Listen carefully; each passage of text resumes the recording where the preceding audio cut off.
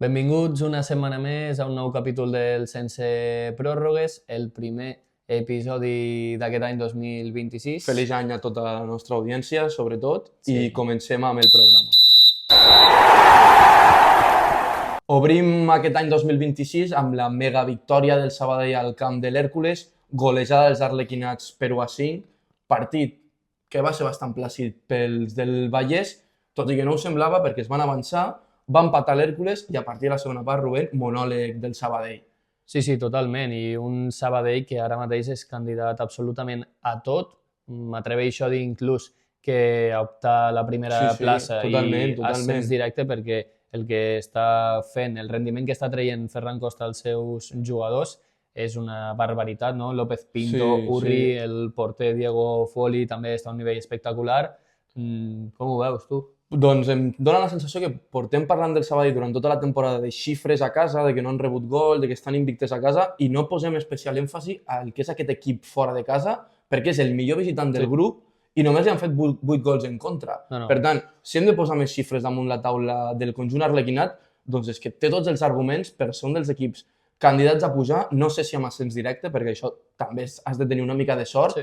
però jo si fos un equip i m'hagués de tocar el Sabadell al playoff, seria l'únic equip que no voldria perquè a casa són un coco i fora de casa estan demostrant que tenen un rendiment màxim. No, i a més, l'afició que també està acompanyant molt aquests últims partits a l'equip, destacar el gran desplaçament de l'afició arlequinada al Rico Pérez i un Sabadell doncs, que ara mateix va com un tiro. Seguim amb més partits, l'empat de l'Europa Terres Andaluses, 2-2 contra el filial del Betis, un partit una mica estrany, perquè Sí. s'avança el filial, després l'Europa remunta i al final ja del partit, a des de Cavalles, doncs fa l'empat el conjunt verd i blanc. Va haver polèmica, Aleix, Sí. unes possibles... unes mans... L'àrbit no? les va xiular, per L'àrbit tant són mans. va xiular... A partir d'ahir que ho siguin o no, Sí, ja és un altre debat. Correcte, va xiular unes mans d'Izan González, suposades. Jo, per mi, no sé si Justetes, és en tot per cas. anul·lar el posterior gol de Maicas. Bé, deixen escapar 2 punts els d'Adai Benítez contra l'últim, que Sí, això és això potser el que sap greu, fa sap greu. mal a l'Europa. I ara veurem, no?, la segona volta de l'Europa, que haurà de jugar també a Camp Dragó en unes setmanes. Veurem, no?, com A veure, evoluciona això. L'Europa té la sort de que Camp Dragó no és un estadi que existeixi, per tant, poden adaptar ells les mesures que volen, per tant, jo intueixo que l'entitat de Barcelona buscarà fer unes mesures molt similars al Nou Sardenya perquè sigui un camp petitet on es pugui apretar molt i l'Europa faci d'allí un fortí. De moment, tercera posició, que és una gran dada pel conjunt escapulat i confiem en que aquest equip pugui almenys jugar a playoff perquè té jugadors amb qualitat de sobres i esperem que no en marxin cap o no en marxin molts en aquest mercat d'hivern. Jo crec que no. I destacar un altre apunt, Aleix, els 100 partits de Jordi Cano amb la samarreta escapulada, un jugador que està deixant empremta i bé, un revulsiu a tercera federació, es va assentejar a la segona federació i amb l'Europa a primera ref, bé, el seu nivell no és que sigui el millor com a regularitat, perquè va començar molt bé, però últimament... També és normal. Sí, totalment, però és que ha fet 44 gols en 100 partits a l'Europa i sí que podem parlar que els germans Cano, tant l'Àlex com el Jordi, són dues llegendes del club escapulat. Continuem amb primera federació, Joventut Torremolinos 2, Gimnàstic de Tarragona 0. No comença bé l'any el Nàstic, continua aquesta mala dinàmica o males sensacions que es porten arrossegant des del mes de setembre i el Gimnàstic de Tarragona, que deixa escapar 3 punts a un camp complicat, desplaçament molt llunyà fins a Andalusia i un partit que gairebé el Nàstic no va tenir oportunitats perquè el Joventut Torremolinos va ser amo i senyor del partit i el conjunt de Tarragona que continua amb aquests dubtes. Sí, estan a 4 de playoff els de Parralo, dubtes, errors defensius, sobretot quan juguen com a visitants, no s'acaben d'imposar, no? És allò que parlàvem abans, no? Em toca el Sabadell, em ve al meu camp el Sabadell, doncs, ostres, parem compte, ara ve al nostre camp el Gimnàstic de Tarragona i doncs un Joventut Torremolinos, que tampoc té gran cosa, doncs va dominar el partit, va guanyar 2-0 i diumenge a les 12 un partit clau té el Nàstic de Tarragona al nou estadi Costa Daurada contra el Teruel, que aquí poden haver diferències de punts perquè la classificació ara us la comentem. El Sabadell líder amb 35 punts, això ens agrada, el que està fent l'equip de Ferran Costa. Segon, l'Atlético madrileny amb 34, ja amb 30 està l'Europa i tanquen les dues posicions de playoff el Real Múrcia amb 29 punts i també amb els mateixos punts l'Eldense. El Gimnàstic de Tarragona, que ha caigut fins a la 10a posició amb 25 punts, 4 del playoff, s'ha de guanyar a casa i començar a puntuar i tenir una regularitat fora de casa. Sí, a més, a poc comença a haver aquesta diferència ja perquè el Sabadell entre 35 està a 8 punts de no fer playoff, que ja són unes xifres, una bretxa bastant oberta, per tant, és el moment de que si el Nàstic no es vol desenganxar d'aquestes zones de playoff, començar a apretar una mica l'accelerador i rondar per la 6a, 7a plaça, però sabem que és molt i molt complicat i més sabent com està el club ara mateix. Doncs comencem repassant la segona federació i ho fem amb la golejada, m'atreveixo a dir necessària, del Barça Atlètic 4-0 contra l'Ibiza, els de Belletti que van ser molt superiors, porteria 0, també una cosa necessària per el conjunt culer, una bona actuació del porter Diego Kochen, que va aturar un penal, jugadors com Andrés Cuenca, que va debutar com a golejador aquesta temporada, Jofre Torrents, que va fer una assistència, Toni Fernández, Juan Fernández, que aquests ja són uns habituals, i destacar, Aleix, el primer gol del jove de 18 anys, Shane Kluivert, el fill de la llegenda culer Patrick, així que s'ha estrenat a la segona federació. Veurem quin és el seu sostre, però són d'aquells jugadors ja és un jugador que va tenint minuts, va tenint ritme, a més, partit important pels jugadors del Barça Atlètic, perquè just aquell dia va anar Hansi Flick i Bojan Kirkic a veure el partit contra un Ibiza, que sempre és un equip bastant fàcil quan jugues a casa i ets un equip de tanta qualitat com el Barça, per tant, oportunitat d'or pels nois del planter que van saber fer la feina contra l'equip de les Pitiuses. Continuem amb segona federació, victòria molt important del Sant Andreu al camp del Barbastro fins a terres aragoneses, un partit on va dominar sobretot la pilota aturada i el Sant Andreu, que es va fer molt fort, en un partit on vam tenir una anècdota més amb les tanques dels estadis municipals, perquè tal com va passar al Nou Sardenya farà cosa d'un any i mig, li va passar el mateix al Sant Andreu en el segon gol a la celebració, abraçada grupal entre membres de la grada i de l'equip, i una de les tanques del municipal de Barbastro que es va caure al terra, moment de recriminar els ajuntaments, Barcelona, Barbastro, el de Lleida també, que tenim el camp fet un Cristo. S'han de cuidar les instal·lacions municipals, no les podem deixar de banda.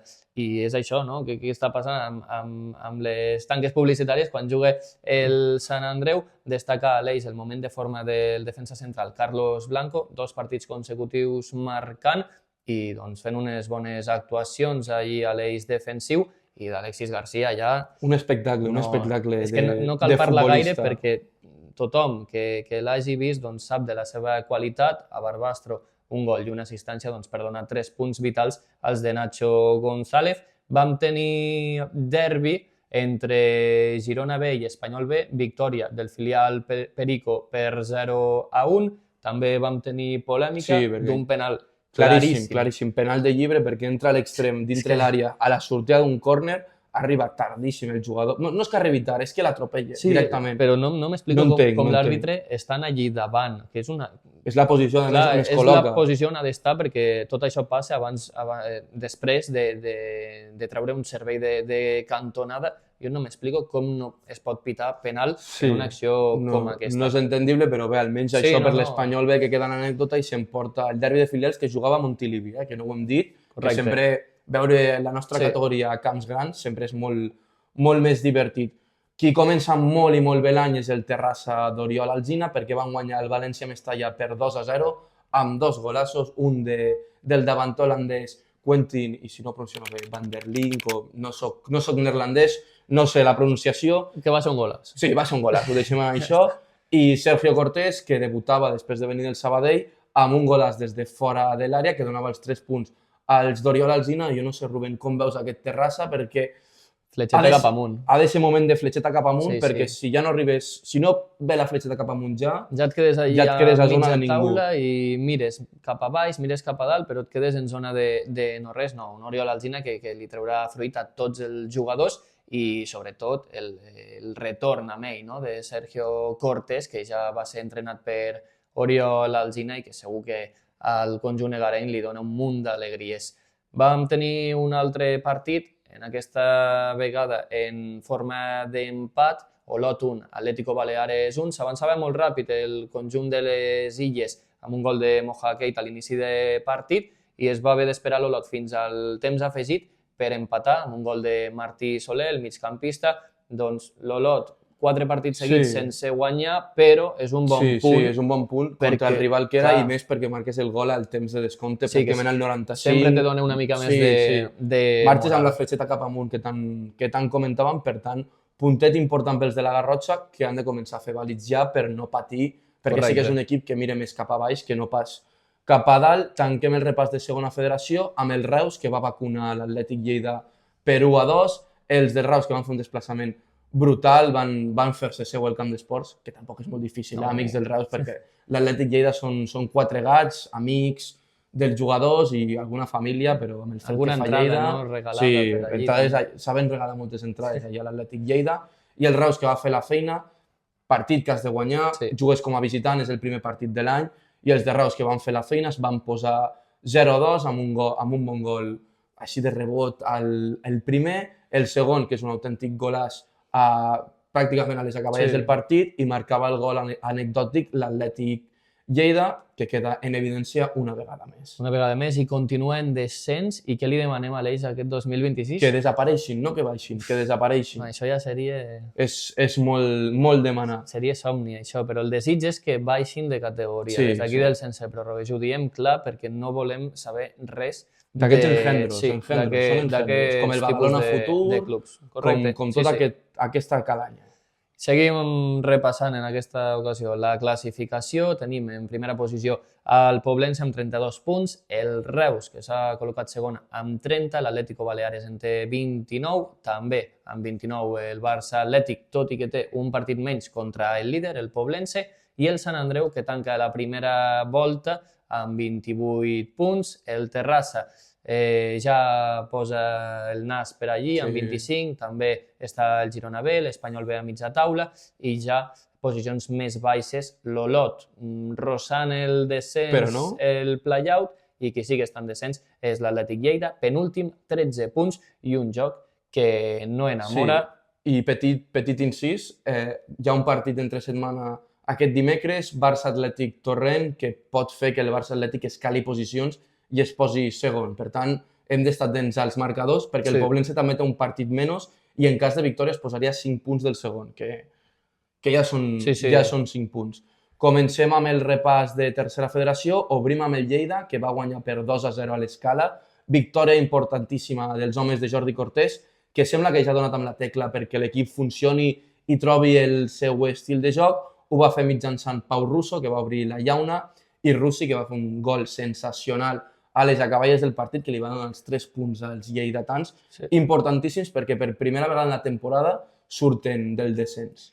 Doncs sí, i sobretot remarcar la figura de Jordi Cortés perquè està fent d'un Lleida competitiu que a la jornada 6-7 de Lliga ningú ho hagués dit, no? Cap aficionat hagués cregut fermament amb la idea d'una possible salvació. Totalment. I ara preguntes a qualsevol soci, aficionat, digueu-li com vulgueu, i estan convençuts, estem convençuts que aquest Lleida ho traurà endavant.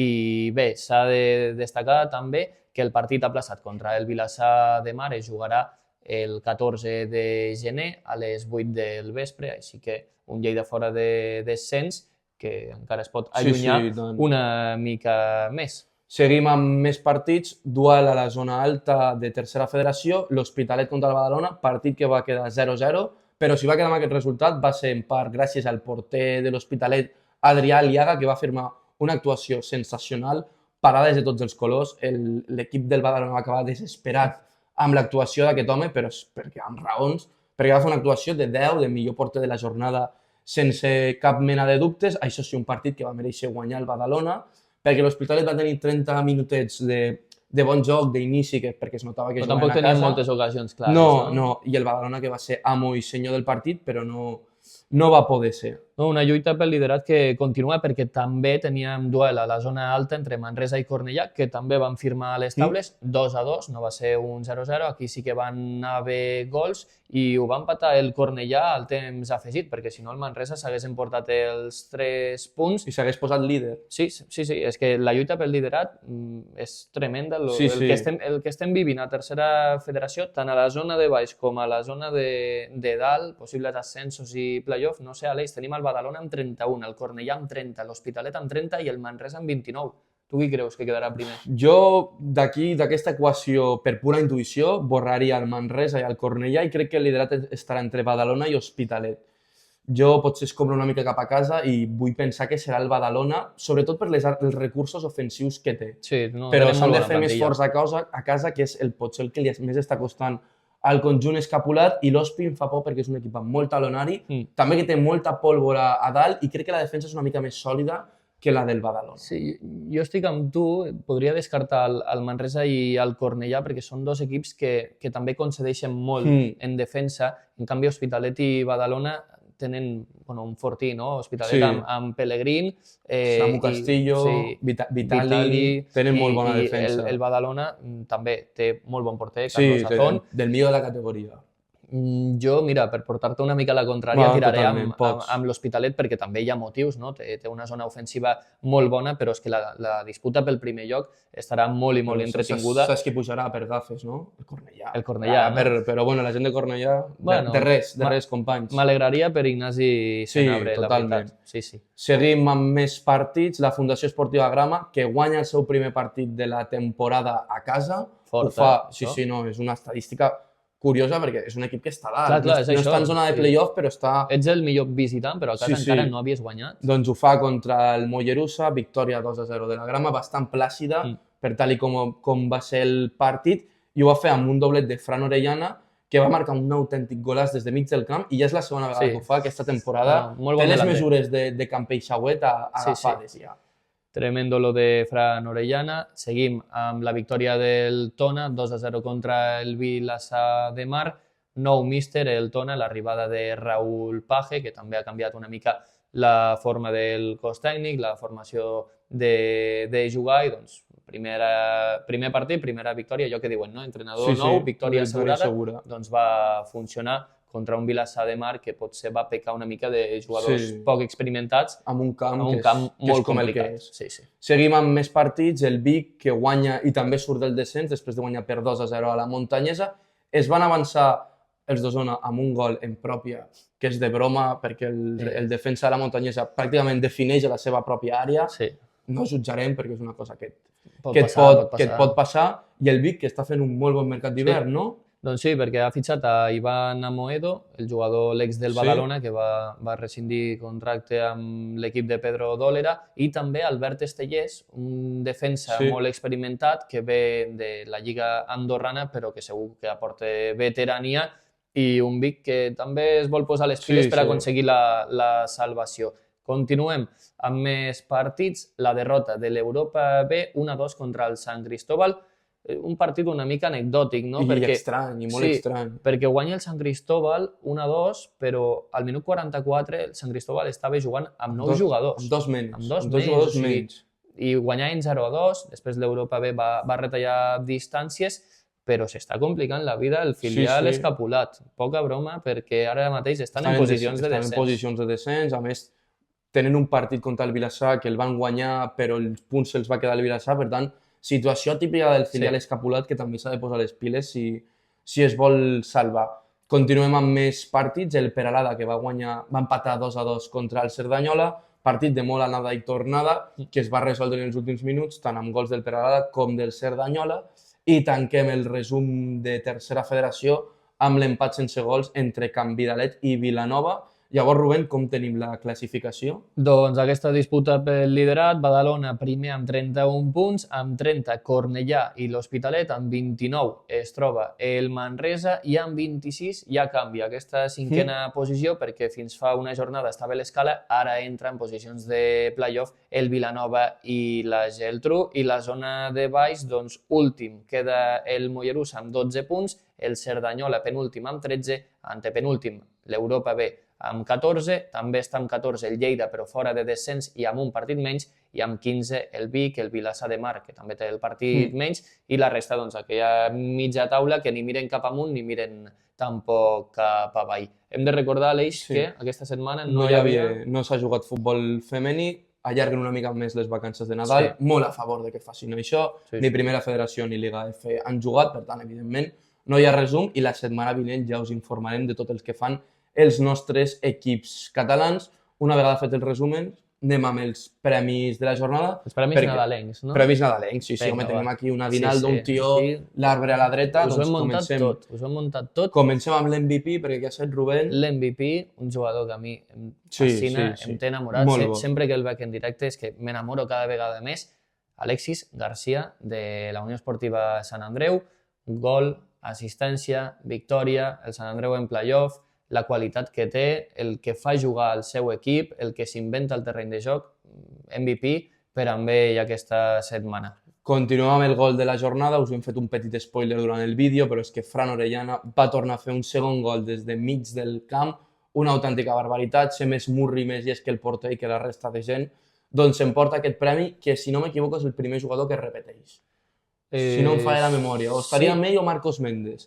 Però jo crec que és el primer que repeteix. Crec que sí, crec que és el primer i el primer va ser pel gol també de mig del camp. Sí, és el tercer gol de mig del camp que et posem, perquè del Canvidalet ja n'hem fet un i de la Grama dos. Sí, totalment.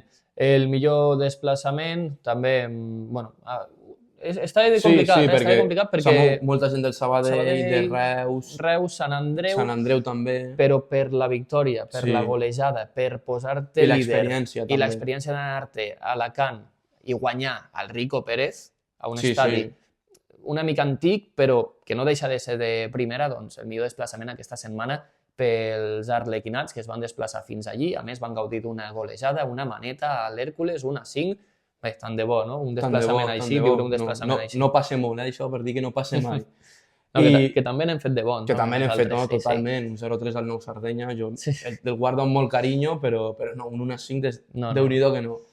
Acabem amb el partit de la setmana, que sense cap mena de dubte és el Reus Futbol Club Redis contra el Barça Atlètic, que jugarà diumenge a les 5 de la tarda al Municipal de Reus. No sé si t'aventures amb algun resultat.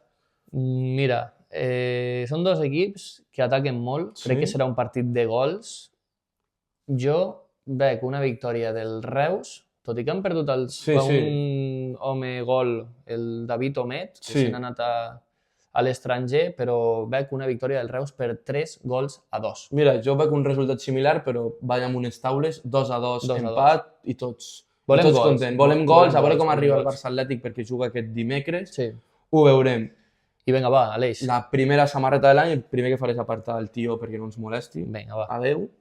I avui, com estem jugant la Copa d'Àfrica durant aquest Nadal, que el que s'ha donat una mica de vidilla per seguir futbol, doncs fem un petit homenatge en aquest torneig perquè portem la samarreta de la selecció de Mali, que a mi m'agrada molt perquè aquests africans no tenen cap mena de vergonya en posar dibuixos, marques estranyes, perquè la marca, sincerament, no sé quina és. És una espècie de puma amb airness, no ho sabria dir, i al mig que tenim tota aquesta àguila imperial que demostra com és l'escut de Mali també. Doncs un equip africà amb jugadors mítics com Seydou Keita, Kanouté, si no m'equivoco, també era de Mali, doncs aquesta samarreta ben bonica que m'ha tocat una mystery box amb el meu equip de futbol, doncs mira, avui presumim de futbol africà, que sense pròrrogues no és que el consumim, però ens agrada la Copa d'Àfrica. Sí, jo l'he seguit una mica. Sí, tots l'hem seguit mínimament, no és just i suficient per informar-te. Tampoc me les puc tirar aquí però tots sabem que acabarà... d'amant del futbol africà, perquè no. Sabem que acabarà guanyant o Marroc, o Argèlia, o Camerún, no? Però m'agrada molt aquesta samarreta i allò que deies, no? Que els africans no tenen cap tipus de vergonya ni per samarretes, ni per celebracions, ni per arribades a estadis, no? Que Sí, a vegades sí, els van veiem arribar ballant, la cúmbia. ballant allí amb la música, els altaveus, doncs són coses que ens agraden. El Futbol, futbol també, futbol, sí, futbol, ja futbol. està, és que no demanem gran cosa. No, Només no, que totalment. els equips disfrutin, s'ho passin bé, però clar, també hem d'explicar les coses Sí, tal com són. tal com són i hi ha equips que no Que no ens fan agraden, gaire que no- bé les coses i tampoc ens agraden. Doncs també També ho ho diem, expliquem, no perquè tenim pèls a la llengua. aquest és el nosaltres. nostre espai. Doncs, Aleix, ho hem de deixar Sí. per aquí, perquè ja no tenim temps Més per més. temps, Ho hem repassat tot, tot. hem donat els premis, Sí. primer capítol de l'any i la setmana que ve. Ens escoltem, ens veiem i us desitgem de nou una molt bona entrada d'any. Fire!